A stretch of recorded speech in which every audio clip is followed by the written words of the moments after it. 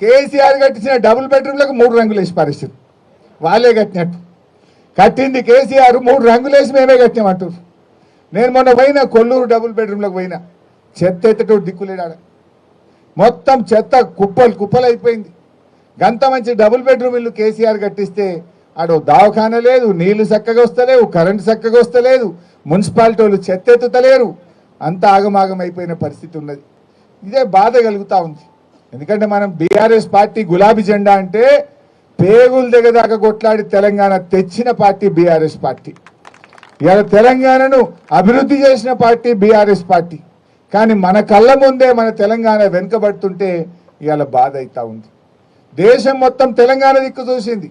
మంచినీళ్ళ పథకమైనా, చెరువుల పునరుద్ధరణనైనా, 24 గంటల కరెంట్ అయినా, రైతు బంద్ అయినా, కళ్యాణ లక్ష్మి అయినా, మూగ జీవాలకు అంబులెన్సులైనా దేశం మనం చూసి నేర్చుకునేటట్టు నడిపినాం. మనం 10 ఏళ్ళు దేశం మనం చూసి నేర్చుకున్నది.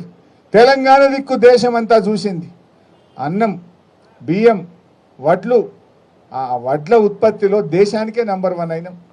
కేసీఆర్ ముఖ్యమంత్రి ఉన్నప్పుడు తమిళనాడు వాళ్ళు జర బియ్యం మాకు అమ్మరా అని అడుగుతుండే, కర్ణాటక వాళ్ళు జరంత బియ్యం మాకు అమ్మరా, మాకు కమ్మి వడ్డే అని అడుగుతుండే. అంటే తెలంగాణ 10 మందికి అన్నం పెట్టే ధాన్యాగారంగా మార్చింది బీఆర్ఎస్ పార్టీ. అంత అద్భుతంగా తీర్చిదిద్దినాం మనం. కానీ ఇలా ఆ తెలంగాణ ఇలా వెనుకడుగు పడతా ఉంది.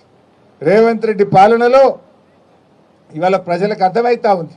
మళ్ళీ బీఆర్ఎస్ రావాలి, మళ్ళీ కేసీఆర్ రావాలని చెప్పి ఇలా ప్రజలు మన వైపు చూస్తూ ఉన్నారు. మన ఉమ్మడి మెదక్ జిల్లా రూరల్ తెలంగాణలో అత్యధికంగా 7 సీట్లు గెలిచి మెదక్ జిల్లా బీఆర్ఎస్కు అండగా నిలబడ్డది. మనమందరం కష్టపడాలి. మళ్ళీ ఎప్పుడు ఎన్నికలు వచ్చినా 10కి 10 బీఆర్ఎస్ గెలిపించి మనం కేసీఆర్కు బహుమతిగా ఇవ్వాలి. ఇస్తామన్న నమ్మకం కూడా నాకు ఉన్నది. ప్రజలు మన వైపే చూస్తున్నారు. నమ్మకం మన వైపే ఉంది. తేలిపోయింది. రేవంత్ రెడ్డి అన్ని మాయ మాటలు, భ్రమలు, ఇవన్నీ నీటి బుడగలు అనేటువంటి విషయం ఇవాళ ప్రజలకు అర్థమవుతా ఉంది. ఇవాళ కేసీఆర్ మాట అంటే మాట మీద నిలబడ్డాడు. అభివృద్ధి పథంలో దీన్ని నడిపించి చూపించిండు. అరేగా పటాన్ చెరువులో నేను రిజిస్ట్రేషన్ ఆఫీస్ శాంక్షన్ ఇచ్చిన, పటాన్ చెరువుకు ఆర్డీఓ ఆఫీస్ జీవో తెచ్చిచ్చినాం. రేవంత్ రెడ్డి వచ్చి ఏడాది అర్థమైనా ఆర్డీఓ ఆఫీసు రిబ్బన్ కత్తిరియరు, రిజిస్ట్రేషన్ ఆఫీసు చాలు చేయరు. ఇదేం గవర్నమెంటు? కొత్త ఇచ్చుడు ఇచ్చిపెట్టండి. కేసీఆర్ ఇచ్చినవి కూడా నడవయా? ఆడ గంత పెద్ద సూపర్ స్పెషాలిటీ ఆసుపత్రి, 200 పడకల ఆసుపత్రి పటాన్ చెరువులో కేసీఆర్ శాంక్షన్ ఇచ్చి ఆయనే వచ్చి స్వయంగా కొబ్బరికాయ కొట్టిండు.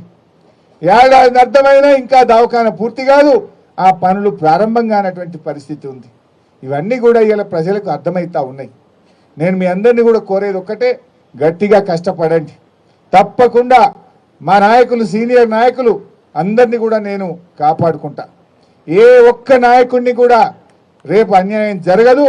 మీకు తగిన గుర్తింపు, గౌరవం లభించే బాధ్యత నేను తీసుకుంటా. మీ అందరికీ ఎవరి స్థాయికి తగ్గట్టు ఎవరు కష్టపడితే వాళ్ళను కాపాడుకుంటుంది పార్టీ. ఆ బాధ్యత నేను తీసుకుంటా. దయచేసి అందరూ కలిసి పనిచేయండి. ఏప్రిల్ 27 వరంగల్ మీటింగ్కు పటాన్ చెరువు నుంచి పెద్ద ఎత్తున స్వచ్ఛందంగా కదిలొచ్చే విధంగా ఇప్పటి నుంచి ఏర్పాట్లు చేయండి. బ్రహ్మాండంగా వాల్ రైటింగ్ చేయండి, పోస్టర్స్ వేపియండి, ప్రజల్లో చైతన్యం తీసుకురండి.